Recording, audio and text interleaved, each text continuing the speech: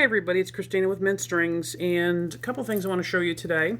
Working on this Acoustasonic Telecaster, and I'm making some new parts for it. One thing I want to show you is, interestingly, most people think when you put a bridge pin in, you're supposed to put it in there and push it, and it's supposed to stay in, and like you have to really struggle to pull them out. Fender actually got this right on theirs. They just sit in there, and what happens, you don't need them super tight. When the string is in place, you just want to keep the ball of the string down inside the bridge.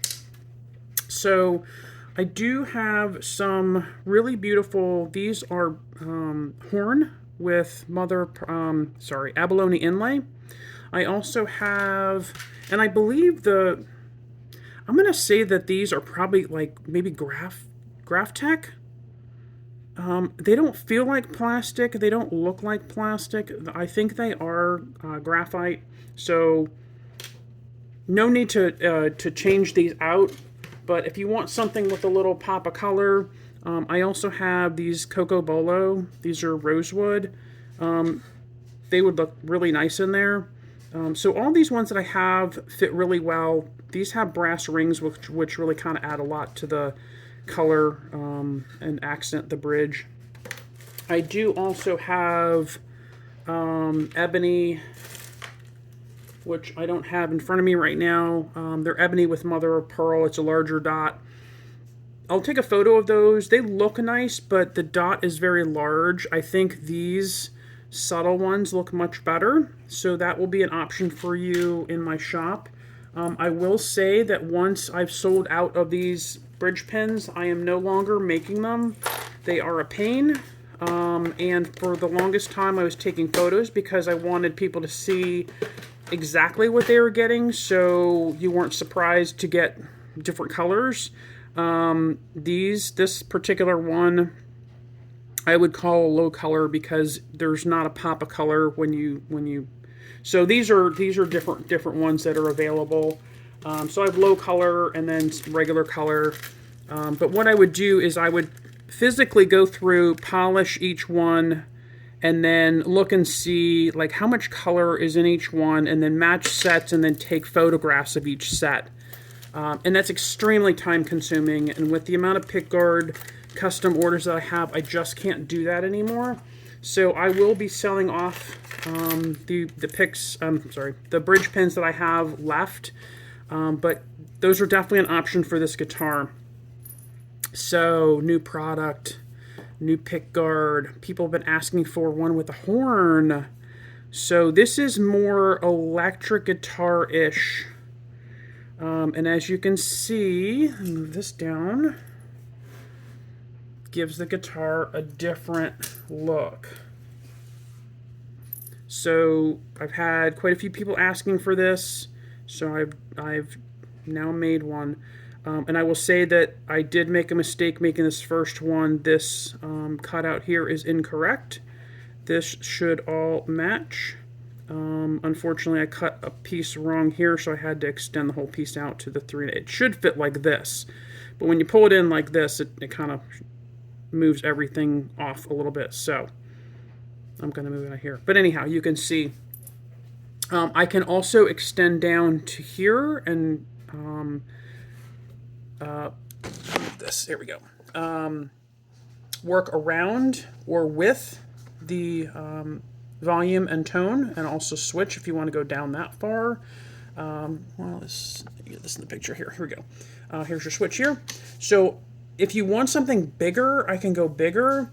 I will say that you can go bigger, and even though this is a very thin top like an acoustic, the way I make my pick guards, this is not completed yet. It has the 3M tape on it.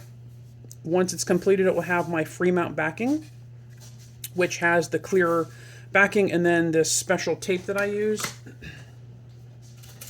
This is a roll of my tape. It's a very, very thin. With the backing, it looks a little bit thicker, but it's a very, very thin. I actually have my gauge here. 0, at millimeter. Let's measure 0.81 millimeter or 0.03 inch. So it's very, very, very thin. Obviously not as thin as the 3M tape, but what it does is with the plastic backing, it allows me to put 1, 2, 3, 4, 5, maybe 6 pieces of tape which hold it in place. This keeps the bulk of the pick guard off the top.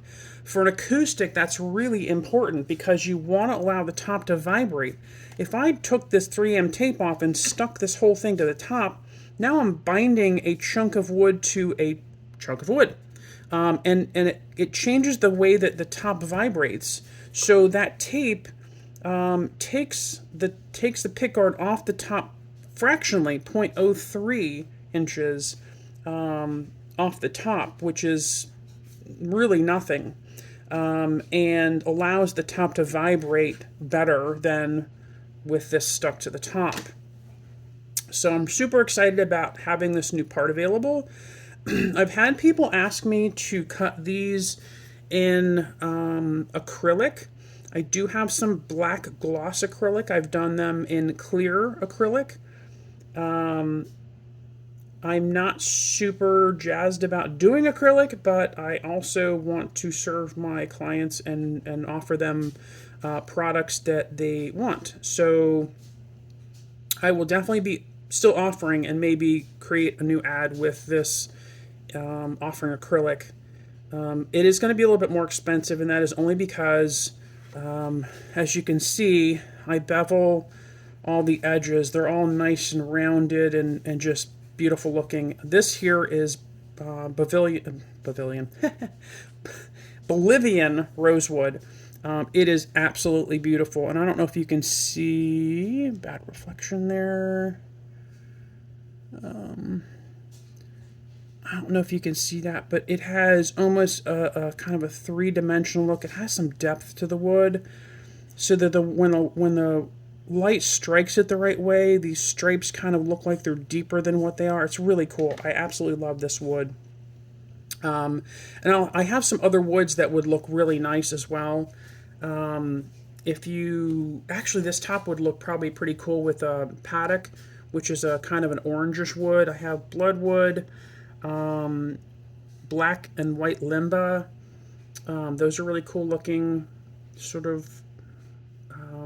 What other colors I have? Mahogany, of course. When I do the mahogany, pretty much I can match this to the body fairly well. But anyhow, one other thing I wanted to go over to show you in this video is these knobs. Oh my God, they're hard to get off, for one. I mean, when you first pull them off, they're really difficult to get off. There's a couple of different videos on how to get knobs off, but you're working with an electric guitar where you can put pressure on the guitar. You don't want to put pressure on this top. This is not a solid guitar. This wood here is thin. So I've come up with a way to pull knobs off, and it work for a regular electric guitar as well. But without putting pressure on the top, take a piece of twine, you tie it off. So to tie this off, you just do this, pull this under, and pull it that way, and you'll get this little knot here. Super simple. You're going to do a single twist, put this under here, twist this way, put this under here, like this, sort of like cat's cradle. If you remember that, how many of you can remember doing cat's cradle and didn't have a cell phone? So anyway, this is what you're going to do. You're going to put this under here, and actually you could probably do another wrap, so another twist. And once you're ready, have everything twisted and everything in place. You want to make sure these two pieces of string are underneath. All you're going to do is pull, and it's probably going to pop off, but I'll put my thumb there. Well, maybe not. I'll just leave it. Let me do one. Let's see if I could do it one-handed. Under here. Here. Getting it situated is the fun part. One twist and try this again. My hands are hard to... Okay, so all you're going to do is pull up. Can't get a good grip on it. What I really want to do is this. There we go. So now I don't know if you can see it now.